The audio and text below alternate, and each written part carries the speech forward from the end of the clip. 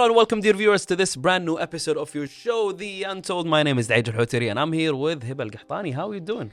I'm doing really great. I'm really excited about today's episode, and I'm very sure we're going to learn a lot great, let's say, information. Yeah, we have a role model for all the, aspiring filmmakers in Kuwait and, of course, whoever is watching KTV2. So it's going to be a very interesting episode. Stay with us, dear viewers.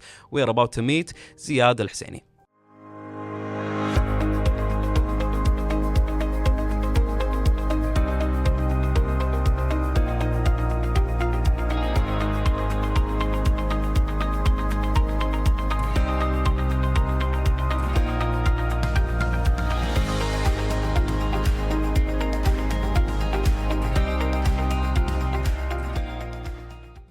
All right, welcome back, dear viewers, and welcome to the studio, Mr. Zeyad, or I should say Z, right? Yes. So basically, before we get started, at the beginning, we would like to get to know more about you. So how about you tell us a brief background about your history and, of course, in the filmmaking industry? Well, I'm a Kuwaiti filmmaker. I was born and raised in Kuwait. I went to study filmmaking in the US in 1991, right after the Gulf War. And I spent around 28 years in the States. I studied filmmaking through bachelor's, MFA, and then PhD all the way. But I worked throughout all of it. I've done music videos, commercials, and films. All right, fair enough. That's nice. That's nice. Yes. So when it comes into the beginning, everyone has a dream. So was filmmaking one of the, let's say, main goals and dreams that you've been dreaming since childhood? Let's say from the first time you've seen cinema and movies and stars and everything. I think I was in love with cinema, but I didn't think it was possible. Funny enough, my father was a film producer, and he produced a lot of Egyptian films. He was a partner with Kamal Shinawi. So we had many stars come to our house. Abdulhalim Hafid was his best friend. Oh, nice. Yeah. So we had a lot of different stars. He did a show with Roger Moore, Tony Curtis. So I've always been around like actors, filmmakers. I grew up around Studio Desma because he was running it at the time. So I've always been around it, but he never wanted any of us to get into it. All right, so you were like raised around that almost same field. But I was told not to do it. Yeah, I mean, you like did. when we were talking about parents, especially if you go back to many great stars industry, whether they're directors, producers, and Actors, even yeah. actor and actresses, this is one of the things that they keep it as a title. Once they ask about their children, is do you want them to continue ongoing when it comes into the work? It's like, no. They have to have their own career, their own path. We don't want them to. So, what do you think that the reason why was it? Let's say, for instance, when parents think about their kids like being a doctor, engineer, and so on. Yeah, a lawyer in my case. See, They want a lawyer. I think, yeah, because especially back then, it was very tough to be in this industry. And there's no industry in Kuwait. Yes, there was TV and all that, but film industry was very tough.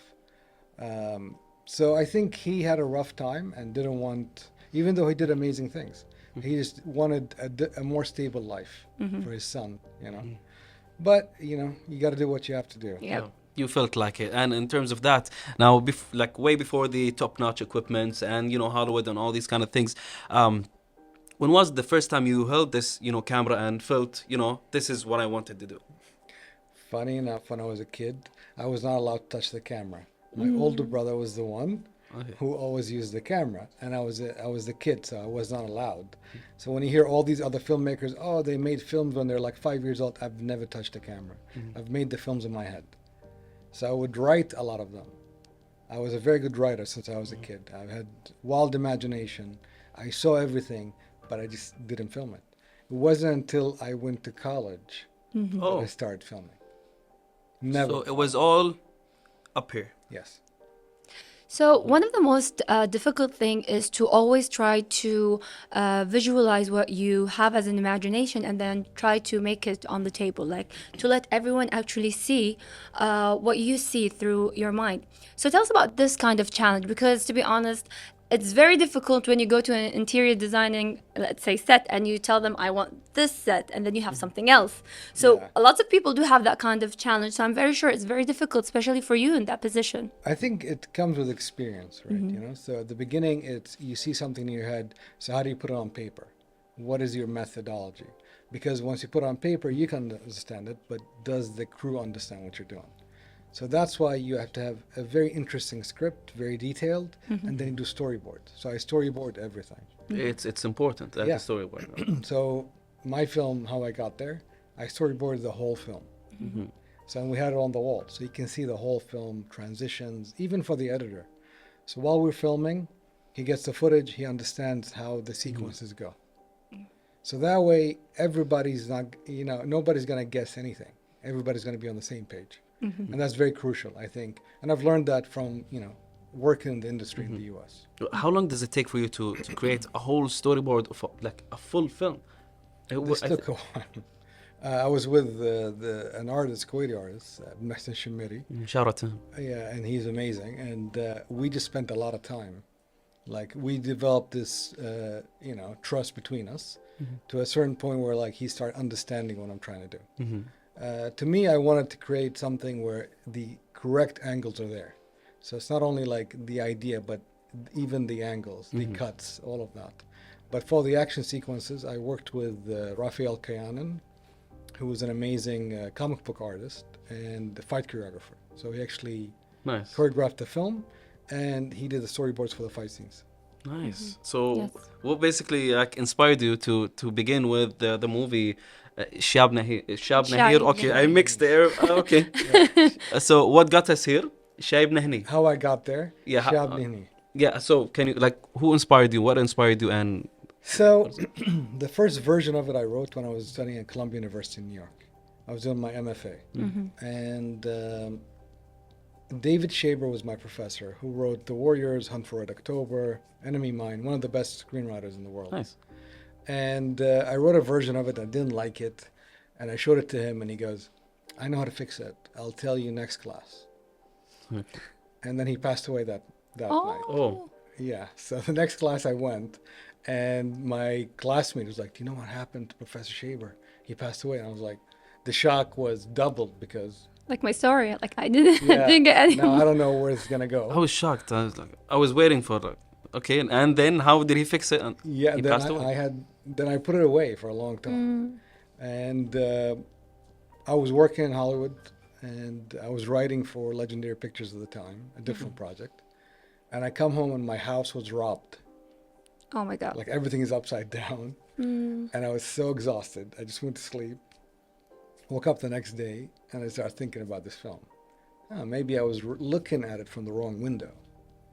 And I kind of changed my perspective, and everything kind of lined up. So I've been thinking about it for a long time, but I wrote the script. The rewrite was 4 weeks, the whole thing, which is the fastest script I've ever written. Wow. Usually it takes what, months? Months, yeah, usually. So 4 weeks. But this one's been in my head for a very long time. Yes. And Alhamdulillah. yeah. You made it. I mean, I haven't seen the movie. She did. Yep. So you have to tell us about your opinion. Well, to be honest, I'm just saying this for everyone who even also watched it, except you. This is an amazing work, especially when we're talking more about Kuwaiti movie industry and how the whole, let's say, idea of it. Like in the end of the movie, this is what happened to you. It gives you the feeling like what brought me here. Shab Nihni. Like seriously, like all of us, we were like, how did it reach towards this point? Like, it's like taking different kind of path, but in the end, you come to the specific point where it was meant to be. So it was hilarious. There are lots of mixed feelings in the movie itself, and it's really great, to be honest. So it's a very, let's say, difficult industry because we have lots of people who stereotype Kuwaiti, let's say, work and peace in itself, that it's not really compared to Hollywood. Why should we, let's say, bother to enter? I mean, you should always give a chance. It's something very amazing. It's so beautiful to see such a great, let's say, empowerment in youth and even in the Kuwaiti, let's say, citizens themselves, that they are very powerful to actually reach towards a part where it's really amazing and very beautiful to be, let's say, presented. So hopefully, I'm encouraging you more Definitely. to I'm gonna look it up watch next once I'm home, and I have to watch it. Yes. Yeah. So this industry is really difficult because as we just discussing, me and Age now, is that we're really crucial when it comes into, let's say, criticizing Kuwaiti work and art, especially filmmaking industry and so on. Yes. So when it comes into that, I'm very sure it's really a global, this kind of, let's say, criticism and issue when it comes into different region, especially for the ones who are making, let's say, their path and way.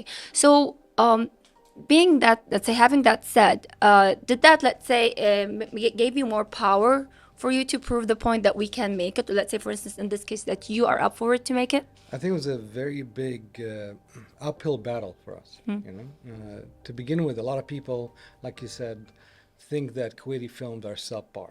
Right? So you go in with that idea first. We have a weird name, Shabnini, how I got there, but it makes you think, right?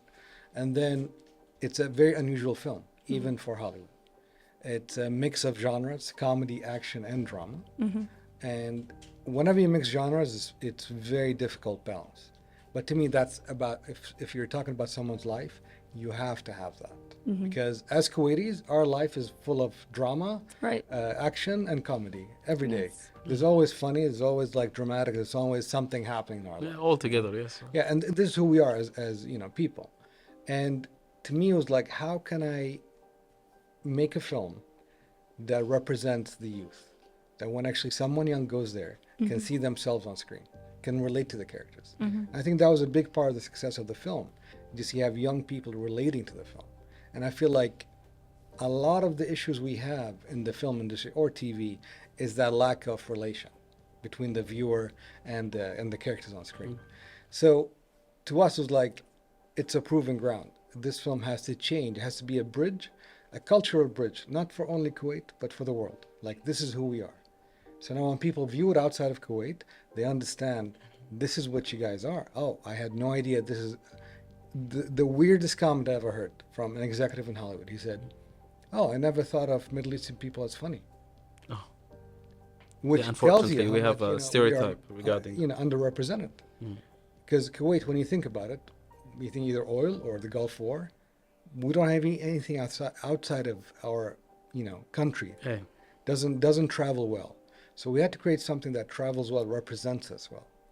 Definitely. When I used to play video games, I still actually play video games. So when I meet people from the US or the West, and they ask, "Where are you from?" I'm from Kuwait. Oh, oil, camels, desert. That's it. Yeah. So yeah, they get the wrong idea. So the wrong presentation of Kuwait. Indeed. So now you mentioned previously that you like in an early age you were used to seeing actors, actresses, celebrities around you all over. But when it comes to Ron Perlman, right? How did it feel casting him and also working with him? I've always admired his work. I've always loved his work since Beauty and the Beast. I don't know if you've ever seen that Yeah. show. Yeah. It was a very famous show, even in Kuwait. And then obviously as a Hellboy and all these characters. I wrote the character with him kind of in mind, but I never thought we could get him. We had another actor in that part. And then he had an issue, family issue, couldn't make the film. So we approached his manager and he said, "I don't know, you guys have low budget, it's a Kuwaiti film. But Ron likes to read all of the scripts. Nobody makes decisions for him." So he actually read it and he called us himself. He said, "I love the script, I'm in." And it's, he's been amazing. He was a big supporter of the film, amazing actor, amazing human being. We're still very good friends. That's very nice. Yeah. That's interesting. Yes, indeed. So you've said earlier that it's very important to choose the cast that grabs the attention of the audience itself. To be honest, one of the reasons I went to watch it is I'm a Hellboy fan. So Ron was my, let's say, best actor in that sense. So when I saw him being there in a Kuwaiti movie, I was like, it has to be good. So one of the reasons that you managed to, let's say, grab my attention is having him. by So the actor. how important is that when it comes into, let's say, dealing with different kind of, let's say, taste? Because we have people who like to watch Hollywood movies, we have Bollywood movies as well, and also then combining the series that we have here in Kuwait industry and having this cast, like how important it is that it grabs the attention and affect people and the audience itself. I think to me, the most important thing is to get the correct actor in the correct part, right? It's like, who can carry that part? Who is very believable in that part? So to me, Ron embodied that. By the way, we have a Bollywood actor, Javed Jeffrey, who played Raju.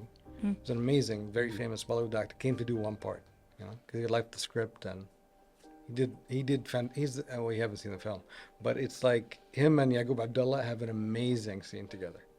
And when he showed up, he said, this guy, because he's playing a custodian, like at a government building, and he goes, these characters would speak Arabic, right?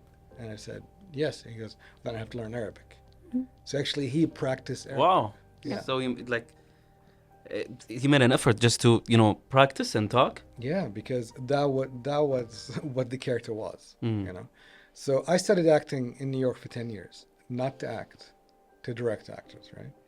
So when we started the film, for 3 months, I did rehearsals with the actors every day, stripping away bad habits, creating new habits, building a trust and language between us. So when we started casting the film, the first part I ever wrote was for Asad, Yaqub Abdullah. He's been my friend for over 30 years. I've known him before he was an actor, and I know his abilities that nobody has seen. So I wrote the part for him. And then we started the casting process. Who would be the right character for this guy? And then I brought a casting director who's an actor, Hussein Haddad, who's a very good friend. I casted him in his first commercial, and we became very close friends. And I brought him in because he works with all these actors. So he knows the abilities and different sides of them. So he would be able to go, well, I would suggest this guy. And then we would do auditions. He have his own picture towards that. And then we would rehearse with them. And each character, we built a history that you don't see in the film. So they come on set understanding why they're here, what brought them to this part of the story, and why they're affecting the story. Yes. Nice. So, I mean, it's very important to have that kind of sense of communication and to have it also all set. So, I'm very sure a lot of people are really eager to, let's say, know more about our guests, and we're going to continue more in our show. But dear viewers are going to head to a break, and then we'll be back.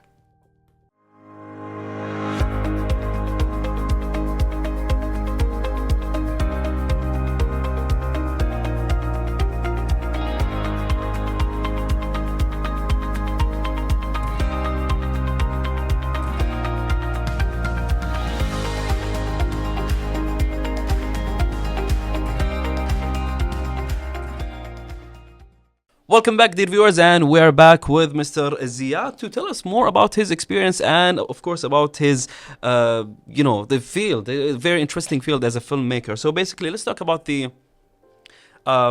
your days in Columbia University and how it influenced you in the filmmaking style, to be specific. Columbia University is one of the top film schools in the States, and what they're very good at is screenwriting. I've learned a lot of my skills actually in screenwriting from Columbia University. I studied for Dave Shaber, as I mentioned, and I studied with Jamal Joseph, who wrote Ali. He was my advisor. And I studied with James V. Hart, who wrote Dracula. So a lot of these guys are just amazing professional screenwriters. So the thing about Columbia, the great thing about it, a lot of your professors are actually professionals. They work in the field, and they're teaching you out of experience, not only theory. Yeah. Which is crucial if you do an MFA, So when I went to Columbia, I thought I could write before I went there, because I've done short films. I've won awards. I've already won New York Film Festival. And when I got to Columbia, I realized I'm okay at writing. This is way more to learn. And my writing skills became way more, advanced. Improved. And then improved way more when I actually started working in Hollywood. Because also you're in school and, there's like cushion. When you're in Hollywood, you got to learn faster. You got to actually develop your own system. And develop a system that works for you. Because when you work with all these different professors, they all have their own system. What I've learned the best from Dave Shaber was write a treatment. Write very detailed treatment of what you're about to write. Like Shab Nihni, how I got there. The treatment was 60 pages, and the script was 100 and something pages. So by the time I started writing the script, I knew exactly where everything is happening, how it's going to go, where everything's going to happen. It just gave me a roadmap, which became the way I would actually develop my own screenwriting methodology. Yes, I mean, this is something very amazing, especially when it comes into, let's say, as you just said and highlighted, that you've had awards, and then you come back to a point where everything is really crucial. Like, I'm a person who got an award, but yet again, you're facing lots of difficulties when it comes into the industry itself. Yeah. So, having this successful movie, I'm very sure it encouraged you more now to, let's say, focus, because you're like in a microscope where everyone's, let's say, looking and waiting for a specific fail, a specific, let's say, detail that could mess up. So when it comes into that, I'm very sure this is could seek to collaboration with different, let's say, writers, different, let's say, people who could help you to enrich your, let's say, imagination. So would you consider that, let's say, something to be, let's say, to have it on the table and to think about it? I love collaborating with people, but I love writing my own stuff too. You know, I have co-writers in the U.S. I work with, but I'm very open to collaborating. There's always an interesting point of view that comes from outside of your world, Right. because perspective is how you tell a story. So it doesn't matter how I look at something, someone else could have a completely different perspective and take on things, because there isn't a lot of original stories, but they're different perspective and takes on them. Right. So, and that's what collaboration actually allows you to do. And in filmmaking, it is collaborative, field, Right. because you can't make a film by your own, And unless you're making a Definitely. very small film. Yeah. Definitely. Yeah. How long was the film? Shabna. I think it was, Shabnani? yeah. Yeah. How long is the Yeah, film? yeah. How long? It's 2 hours 20 minutes. Wow. And But you, it's a you very never fast get film. really bored when you're watching. No, It's like it's I always thought it was a short film, to be honest. Now that you're no. No. It's on a continuing pace. Like you don't really feel the time. It's like there's an action in all between. Like even when you feel like you're relaxed, there's something. there's something happening. It's like a roller coaster, so it's like timing. You rest and then you go. It's a very fast-paced film, 172 scenes, 160 locations, a very massive film. Wow. So It's the biggest film in the history of the region. see, now I'm like interested, like extra interested in watching the movie. So definitely, I'm gonna have to watch it. Now, in terms of writing the script and also the process of writing and developing your ideas into screenplays, can you explain and elaborate how do you deal with that? Whenever I come up with an idea, it usually starts with a concept or a scene, and then I kind of build that around it. With Shabnani, it was about someone's memory of things. So he's telling you the whole story from his memory. So it doesn't matter what really happened, it's how he remembers things. So if you think about your own past, right, you only can remember things. Yeah, just a few things. Yeah, but it doesn't matter what happened, really. It's just what you remember. That's And right. that's what makes up your life. That's right. And if I would tell me your life story, you can only remember things that actually, but they're all there.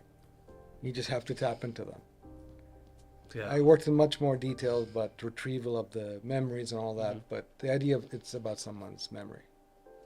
That's interesting. Interesting, right? Yeah. So when it comes into that, of course, you've been dealing and working in different kind of, let's say, aspect back in the, let's say, 90s and 2000s, talking more about video clip, talking about Miami, especially about Alhamdulillah.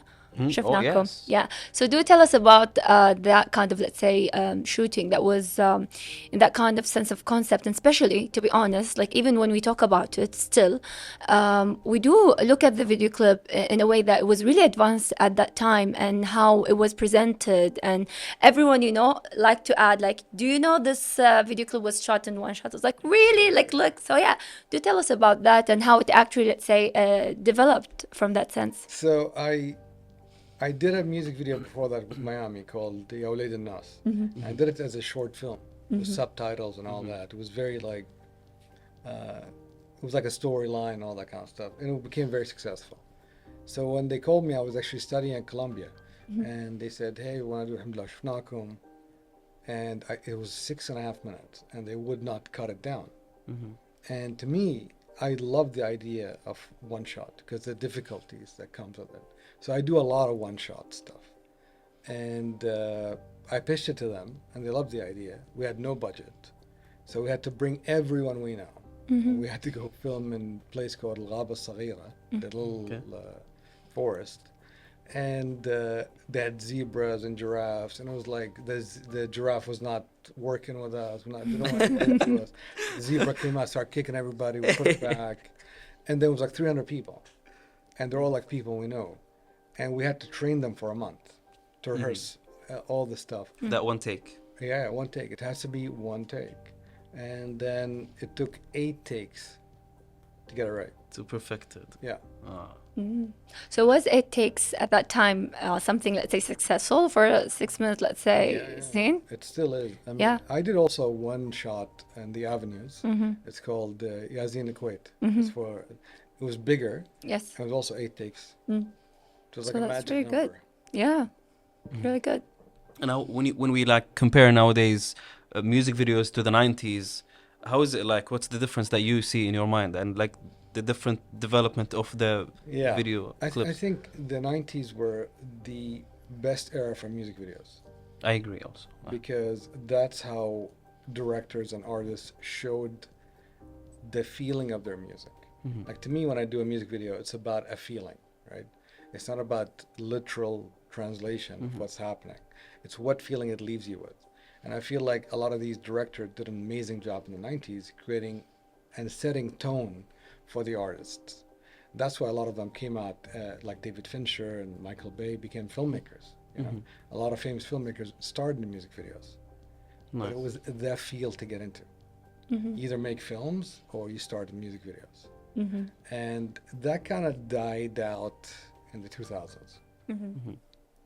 I think once kind of like streaming came in and streaming music and all that, and the industry started losing money, they started cutting the budgets.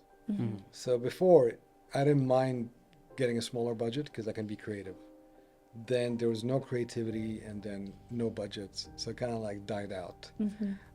Right now, I think there's an opportunity to do amazing music videos again because you have all these outlets, Right. social media. Yeah, but like right now, I think we have less video clips. Exactly. Yeah. Which But we is, do you know, still- makes no sense, right?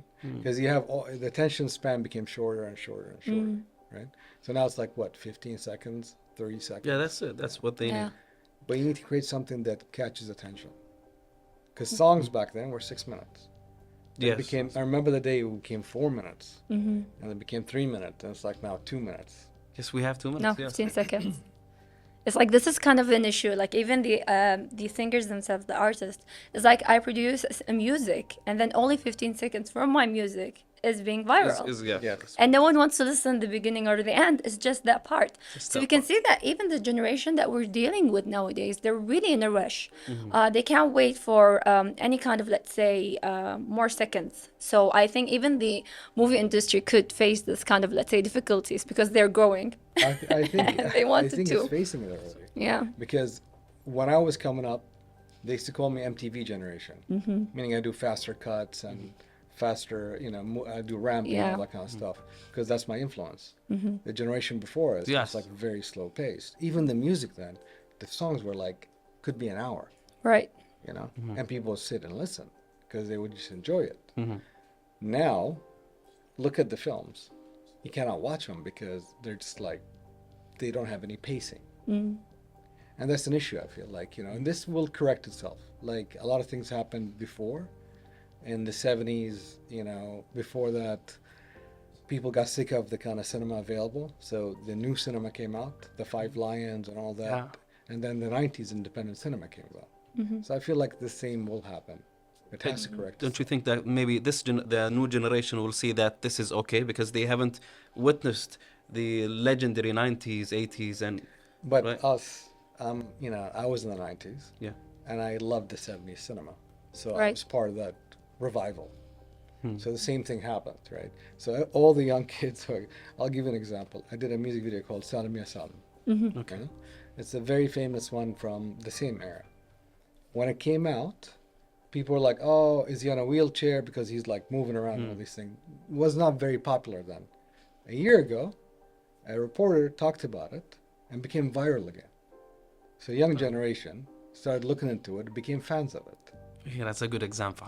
So I feel like that's the beauty of it. Like young filmmakers or young people look back at things and they want that. Mm-hmm. Some experience they didn't have.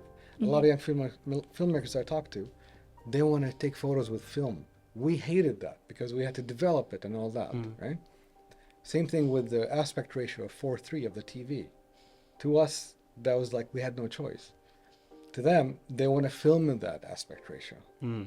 So I feel that's the beauty of like art existing before you. You kind of go back and see all these things. They were like inspired by the older generation. Yes. All right, so I think we have so many like the questions to ask and also the advices and all these kind of things, but unfortunately we ran out of time for the interview and the program. So basically, we have to take this really quick break before we wrap the episode, and we would like to thank you for being here with us. Thank you for having me.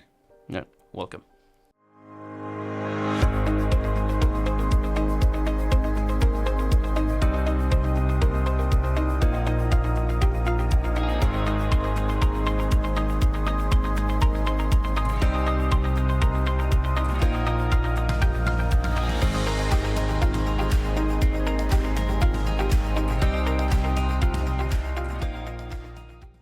And with that, dear viewers, we're towards the end of today's episode. I mean, I really had fun, and I'm very sure after our guest, we have lots of great youth who is watching us and maybe got inspired and feeling that they could reach their dreams, especially when it comes into filmmaking industry. Definitely, he was a very interesting guest, and also he made this huge impact, a significant impact on the Middle Eastern, cinema and the filmmaking industry here. So.